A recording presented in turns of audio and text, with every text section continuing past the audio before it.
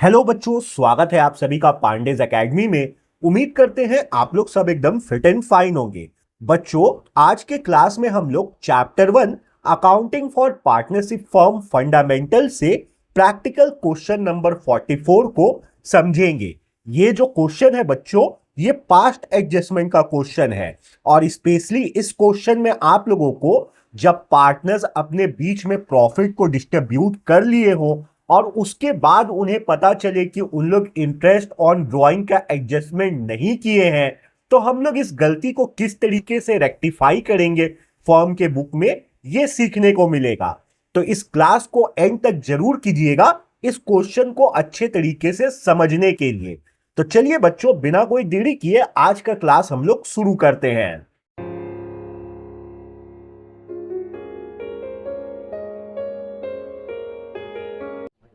बच्चों, सबसे पहले क्वेश्चन को हम लोग अच्छे तरीके से रीड करेंगे। क्वेश्चन में जो भी इंफॉर्मेशन हम लोगों को प्रोवाइड कराया गया है उसको हम लोग बहुत डिटेल में समझेंगे। उसके बाद इस क्वेश्चन को हम लोग सॉल्व करेंगे। तो चलिए मैं क्वेश्चन को रीड करता हूं और आप लोगों को क्वेश्चन एक्सप्लेन करता हूं। A B C D are partners. एक बिजनेस में 4 पार्टनर है बच्चों, ए बी सी और D. Sharing profit and losses in 2:2:3:3।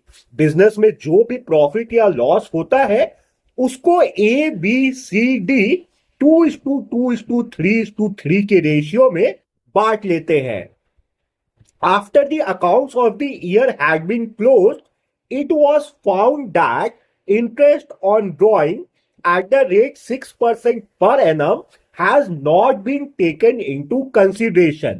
जब साल के लिए अकाउंट्स क्लोज हो गया तब पार्टनर्स को यह पता चला कि इंटरेस्ट ऑन ड्राइंग को फर्म्स के बुक में रिकॉर्ड ही नहीं किया गया है। नॉट टेकन इनटू कंसिडरेशन का मतलब हुआ कि फर्म्स के बुक में इसका कोई भी रिकॉर्डिंग या कोई भी एडजस्टमेंट नहीं किया गया है। The drawing of the partner were A rupees 20,000, B rupees 24,000, C rupees 32,000 and D rupees 44,000। और जो पार्टनर्स का ड्राइंग है बच्चों, हमें वो दे दिया गया है। A का ड्राइंग 20,000 का है, B का ड्राइंग 24,000 का है, C का ड्राइंग 32,000 का है और D का ड्राइंग 44,000 का है।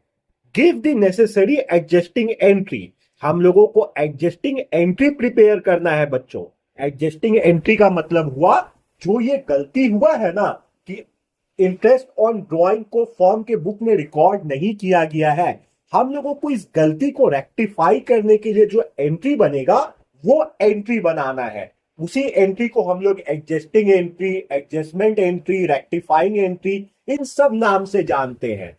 तो उम्मीद करते हैं बच्चों क्वेश्चन आप लोगों को बहुत अच्छे तरीके से समझ आया होगा। अब हम लोग इसका सॉल्यूशन बनाएंगे। बच्चों, सॉल्यूशन बनाते वक्त सबसे पहले हम लोग इंटरेस्ट ऑन ड्राइंग का कैलकुलेशन करेंगे। तो देखिए, ए का जो ड्राइंग था वो 20,000 का था, बी का ड्राइंग 24,000 का था, सी का ड्राइंग 32,000 का था और डी का ड्राइंग 44,000 का था। और जिस रेट से ड्राइंग पे इंटरेस्ट चार्ज हो रहा था बच्चों, वो 6% पर एनम का था। तो हम लोग 20,000, 24,000, 32,000, 44,000 का 6% निकालेंगे। मगर यहां पे एक चीज ध्यान दीजिएगा बच्चों, इस पूरे क्वेश्चन में हम लोगों को कहीं भी एग्जैक्ट डेट नहीं बताया है। पार्टनर कौन से डेट को ड्राइंग कर रहा है इसके बारे में हमें कोई भी इंफॉर्मेशन नहीं दिया गया है। हमें बस ड्राइंग दे दिया गया है पार्टनर्स का। तो जब भी आप लोगों को क्वेश्चन में ऐसा सिचुएशन मिले जहां पे पार्टनर्स का ड्राइंग के बारे में इंफॉर्मेशन हो मगर पार्टनर्स किस डेट को वो ड्राइंग किया है इसके बारे में इंफॉर्मेशन ना हो, तो आप लोग इंटरेस्ट ऑन ड्राइंग को 6 मंथ के लिए कैलकुलेट कीजिएगा। तो हम लोग हेडिंग दे देंगे calculation of interest on drawing. बच्चों, मैं इंटरेस्ट ऑन ड्राइंग को आईओडी से शो कर रहा हूं, आप लोग पूरा इंटरेस्ट ऑन ड्राइंग लिखेंगे। ए का ड्राइंग 20,000 का था तो हम लोग 20,000 का 6% निकालेंगे 6 मंथ के लिए, जो कि हमारे पास आएगा बच्चों 600। सेम इसी तरीके से हम लोग बी के ड्राइंग पे इंटरेस्ट का कैलकुलेशन करेंगे। तो बी का ड्राइंग 24,000 का था, हम लोग 24,000 का 6% निकालेंगे 6 मंथ के लिए, जो कि हमारे पास आएगा बच्चों 720 रुपीज। तो ए के ड्राइंग पे जो इंटरेस्ट बना वो 600 का बना, बी के ड्राइंग पे जो इंटरेस्ट बना बच्चों वो 720 का बना। अब इसी तरीके से हम लोग सी और डी के ड्राइंग पे उनके इंटरेस्ट का कैलकुलेशन कर लेंगे। तो सी का ड्राइंग 36,000 का था, तो हम लोग 32,000 का था, तो हम लोग 32,000 का 6% निकालेंगे 6 मंथ के लिए, जो कि हमारे पास आएगा बच्चों 960 रुपीज का। यानी कि सी के ड्राइंग पे उसे 960 रुपीज का इंटरेस्ट फर्म को देना होगा। डी का ड्राइंग 44,000 का था बच्चों, तो हम लोग 44,000 का 6% निकालेंगे। एक मिनट, हम लोग 44,000 का 6% निकाल लेंगे 6 मंथ के लिए, जो कि हमारे पास आएगा बच्चों 1,320 रुपीज का। यानी डी के ड्राइंग पे जो इंटरेस्ट बना वो 1,320 रुपीज का बना। अब बच्चों हम लोग ए के ड्राइंग पे इंटरेस्ट जो बना है उसको, बी का ड्राइंग पे जो इंटरेस्ट बना उसको, सी का ड्राइंग पे जो इंटरेस्ट बना उसको, और डी का ड्राइंग पे जो इंटरेस्ट बना उसको ऐड कर लेंगे और टोटल इंटरेस्ट ऑन ड्राइंग निकालेंगे। तो देखिएगा, जब हम लोग 600, 720, 960 और 1320 को ऐड करेंगे बच्चों, तो हमारे पास आएगा 3600, और इस 3600 को हम लोग नेम कर देंगे टोटल इंटरेस्ट ऑन ड्राइंग। अब बच्चों आप लोगों को ये जब पार्टनर से इंटरेस्ट ऑन ड्राइंग लेना है, इसका जो आप लोग एंट्री बनाओगे, एडजस्टिंग एंट्री जो बनाओगे, उसके लिए सबसे पहले आप लोगों को एक एंट्री आना चाहिए। कौन सा एंट्री आना चाहिए? आप लोग जब इंटरेस्ट ऑन ड्राइंग को profit and loss appropriation account में रिकॉर्ड करते हो, तो आप लोग जनरल एंट्री क्या बनाते हो? आप लोग ये वाला जनरल एंट्री बनाते हो, interest on drawing account debit to profit and loss appropriation account. यही एंट्री आप लोग बनाते हो, ठीक है। तो इसका मतलब क्या हुआ बच्चों कि इंटरेस्ट ऑन ड्राइंग जो है ये डेबिट बैलेंस है, ठीक है। ये एंट्री बताने का मेरा मोटिव ही यही है कि मैं आप लोगों को ये समझा पाऊं कि इंटरेस्ट ऑन ड्राइंग जब profit and loss appropriation account में रिकॉर्ड होता है तो वो डेबिट बैलेंस होता है। अब बच्चों हम लोग टेबल शोइंग एडजस्टमेंट बनाएंगे। जितना भी पास्ट एडजस्टमेंट का क्वेश्चन होता है ना, उसमें टेबल शोइंग एडजस्टमेंट बनाना पड़ता है हम लोगों को। तो हम लोग टेबल शोइंग एडजस्टमेंट बनाएंगे। ये टेबल शोइंग एडजस्टमेंट का फॉर्मेट है, ऐसे ही सेम फॉर्मेट आप लोग अपने कॉपी में भी खोल सकते हैं। और इस टेबल शोइंग एडजस्टमेंट के फॉर्मेट में सबसे पहला चीज जो हम लोग रिकॉर्ड करेंगे वो हम लोग इंटरेस्ट ऑन ड्राइंग को ही रिकॉर्ड करेंगे। तो हम लोग पर्टिकुलर साइड में लिख देंगे इंटरेस्ट ऑन ड्राइंग, और इसके बगल में हम लोग लिख देंगे डेबिट। क्यों? क्योंकि interest on drawing debit balance है। अब बच्चों ध्यान से देखिएगा, ए को जो इंटरेस्ट देना था ड्राइंग पे उसको ए वाले कॉलम में हम लोग लिखेंगे, बी को जो इंटरेस्ट देना था ड्राइंग पे उसको बी वाले कॉलम में लिखेंगे, और सेम ऐसी सी और डी को जो ड्राइंग पे इंटरेस्ट देना था वो सी और डी के कॉलम में लिखेंगे। तो ए को उसके ड्राइंग पे 600 का इंटरेस्ट देना था, तो ए वाले कॉलम में हम लोग 600 लिख लेंगे। बी को उसके ड्राइंग पे 720 रुपीज का इंटरेस्ट देना था, तो बी वाले कॉलम में हम लोग 720 रुपीज लिख लेंगे। सी को उसके ड्राइंग पे बच्चों 960 रुपीज का इंटरेस्ट देना था, तो सी वाले कॉलम में हम लोग 960 रुपीज लिख लेंगे। और डी को उसके ड्राइंग पे 1320 रुपीज का इंटरेस्ट देना था, तो डी वाले कॉलम में हम लोग 1320 रुपीज लिख लेंगे। अब बच्चों एक चीज ध्यान से समझने का कोशिश कीजिएगा, ये जो इंटरेस्ट ऑन ड्राइंग है ये फर्म के लिए एक इनकम है, बिजनेस के लिए एक इनकम है। तो ये इनकम क्या करेगा? बिजनेस का प्रॉफिट को बढ़ा देगा, ठीक है। अगर कोई एक्सपेंस होता है तो वो बिजनेस के प्रॉफिट को डिक्रीज करता है, घटाता है, और अगर कोई इनकम होता है तो वो बिजनेस के प्रॉफिट को बढ़ा देता है, इंक्रीज कर देता है। ठीक है, तो ये इंटरेस्ट ऑन ड्रॉइंग फर्म के लिए क्या है, इनकम है, बिजनेस के लिए क्या है, इनकम है। तो ये क्या करेगा, फर्म का प्रॉफिट को या बिजनेस का प्रॉफिट को बढ़ाएगा। और बिजनेस का जो भी प्रॉफिट होता है वो बिजनेस क्या करता है, पार्टनर्स के बीच में डिस्ट्रीब्यूट करता है। तो कहीं ना कहीं अगर हम लोग इंटरेस्ट ऑन ड्रॉइंग को रिकॉर्ड नहीं किए हैं तो पार्टनर्स के बीच में 3600 का जो प्रॉफिट है वो भी डिस्ट्रीब्यूट नहीं हुआ होगा। प्रॉफिट 3600 कम से डिस्ट्रीब्यूट हुआ होगा, क्योंकि ये 3600 फर्म का प्रॉफिट को बढ़ा देगा 3600 रुपीज से, क्योंकि ये 3600 फर्म के लिए इनकम है। ठीक है, तो अब हम लोग जो एंट्री बनाएंगे वो हम लोग एंट्री बनाएंगे, ये जो प्रॉफिट बढ़ के पार्टनर को मिलेगा ना 3600 प्रॉफिट ज्यादा मिलेगा पार्टनर्स को, इसके लिए बनाएंगे।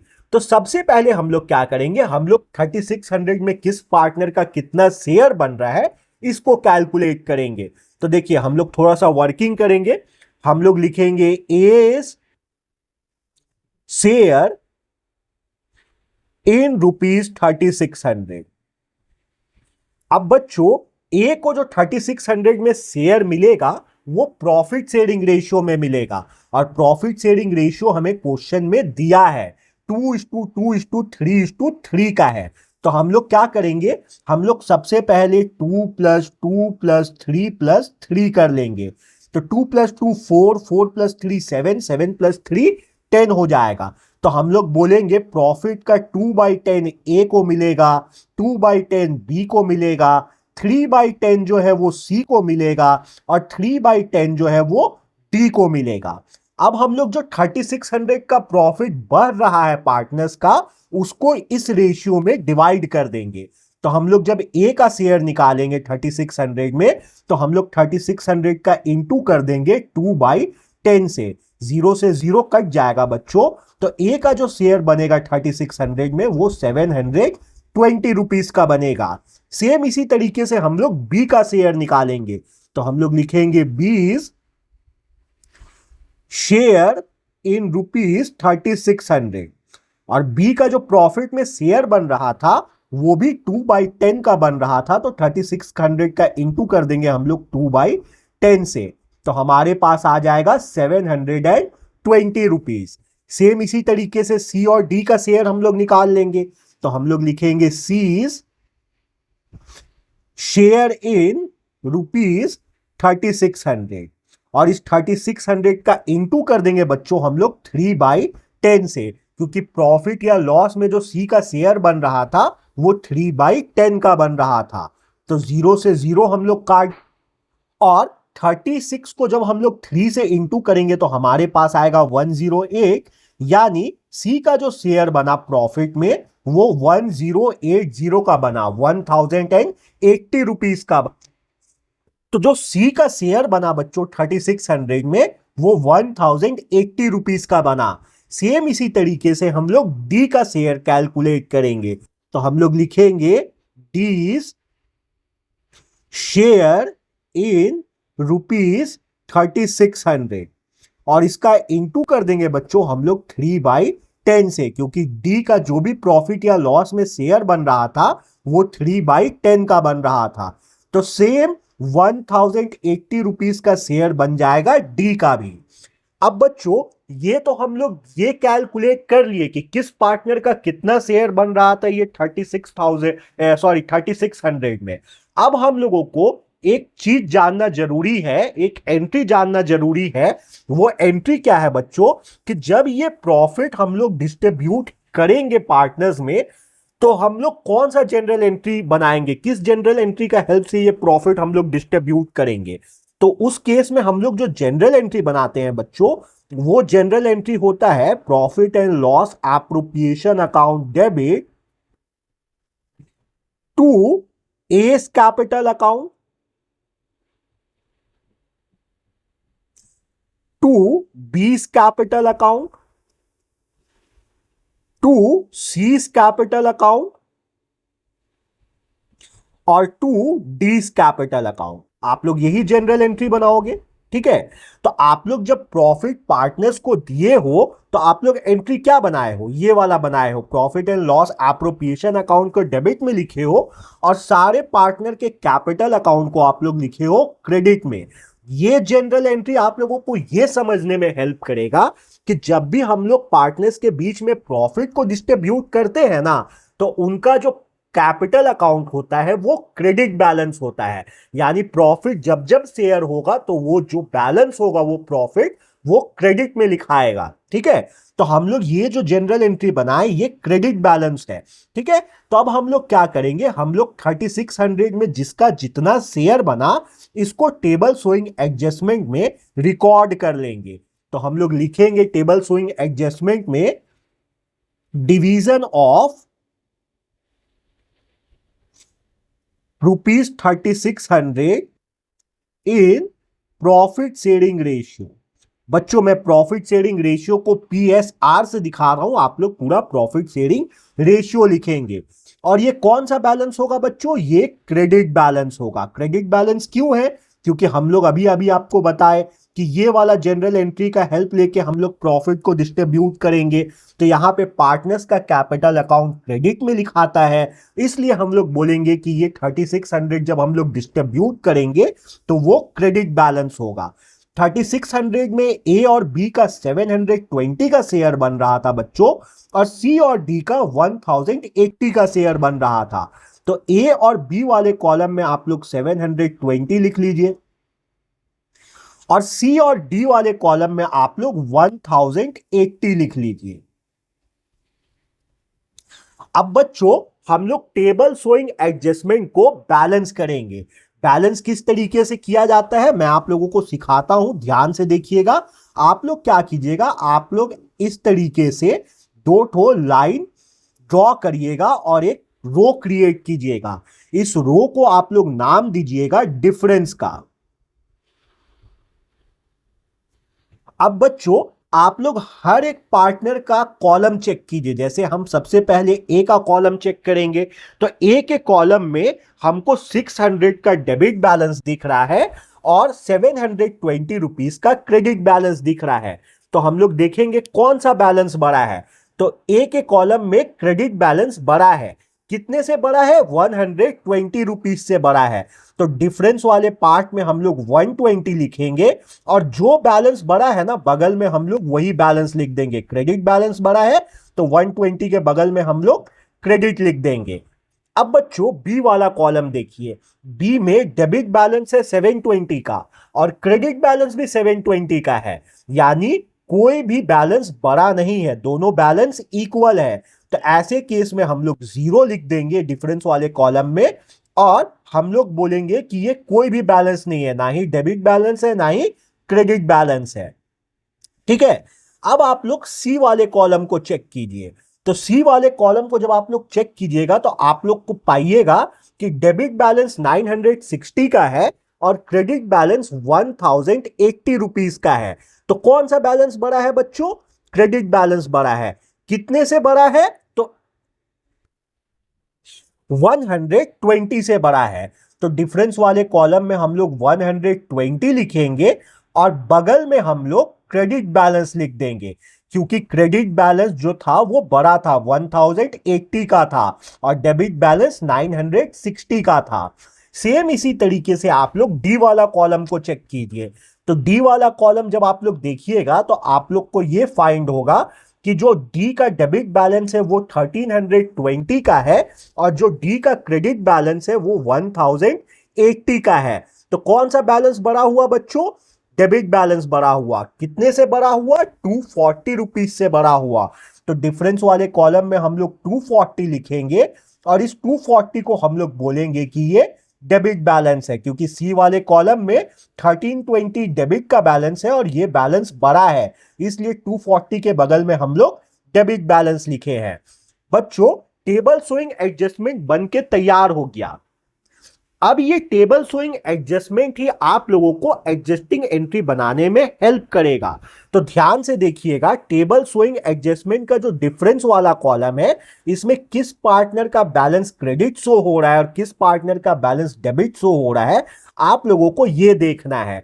तो ए का जो बैलेंस है वो डिफरेंस वाले कॉलम में क्रेडिट बैलेंस शो हो रहा है, सी का जो बैलेंस है डिफरेंस वाले कॉलम में वो क्रेडिट बैलेंस शो हो रहा है, और डी का जो बैलेंस है डिफरेंस वाले कॉलम में वो डेबिट बैलेंस शो हो रहा है।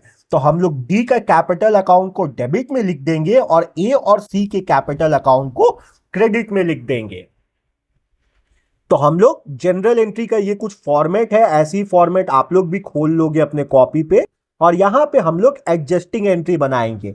तो डी का balance credit debit balance show हो रहा था टेबल शोइंग एडजस्टमेंट में, तो हम लोग डी के कैपिटल अकाउंट को डेबिट में लिख देंगे। हम लोग लिखेंगे D capital account debit to A का capital account credit balance show हो रहा था, तो हम लोग ए कैपिटल अकाउंट को क्रेडिट में लिख देंगे टू एस कैपिटल अकाउंट, और टू सीज कैपिटल अकाउंट, क्योंकि डिफरेंस वाले कॉलम में सी का जो बैलेंस था वो क्रेडिट बैलेंस शो हो रहा था। अब बच्चों हम लोग अमाउंट वाले कॉलम में जो जो वो डिफरेंस वाला कॉलम में अमाउंट था उसी को लिखेंगे। तो देखिए डी का जो डिफरेंस वाले कॉलम में अमाउंट था वो 240 का था, और ए और सी का जो डिफरेंस वाले कॉलम में अमाउंट था वो 120 रुपीस का था। तो डी के बगल में हम लोग लिख देंगे 240 और ए और सी के बगल में हम लोग लिख देंगे 120। तो बच्चों ये एडजस्टिंग एंट्री बनके तैयार हो गया। अब इस एडजस्टिंग एंट्री में दो काम हमें और करना है। सबसे पहला काम है कि हम लोगों को नरेशन लिखना है, और दूसरा काम है हम लोगों को डेट देना है। तो नरेशन में बच्चों आप लोग लिख दीजिएगा being interest on drawing omitted now rectified.